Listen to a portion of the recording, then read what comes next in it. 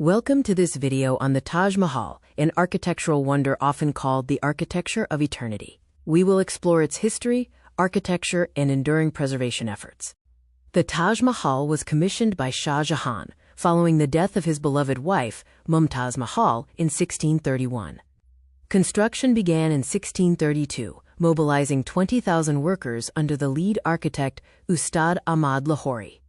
The entire 17-hectare complex was completed by 1653 at an estimated cost of 32 million rupees.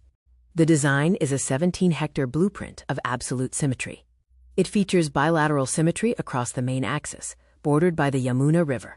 Key zones include the gateway, the Sharbagh Gardens, and the mausoleum platform, which is 300 meters in length and elevated to prevent seepage. The Taj Mahal's construction involved a global supply chain. 28 types of precious and semi-precious stones were inlaid into the white Makrana marble. Materials like lapis lazuli from Afghanistan, carnelian from Arabia, and jade from China were hauled to Agra using an elaborate ramp system. The Indo-Islamic masterpiece features a multi-chambered core structure resting on a square plinth. The main onion dome sits on a cylindrical drum, topped by a 9.6-meter gilded finial. The mausoleum also features grand pishtak arches, which are vaulted archways. To counteract human perspective, the calligrapher, Abdul Haq, subtly enlarged the Thuluth script panels at higher elevations. This optical engineering ensures the calligraphy appears perfectly uniform in size from the ground up. The 4 minarets, each over 40 meters tall, are a seismic defense mechanism. They are deliberately engineered with a slight outward tilt. In the event of an earthquake, the towers would fall away from the central dome and the tomb, protecting the main structure. Parchin kari, or pietra dura, is the intricate lapidary inlay technique used throughout the monument.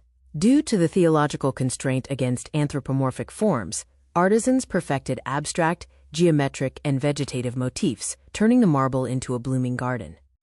The inner chamber has 2 levels: the upper octagon, a public memorial with false sarcophagi, and the lower chamber, which houses the actual tombs. The placement of Shah Jahan's cenotaph, larger and to the west, is the only disruption of perfect symmetry in the complex.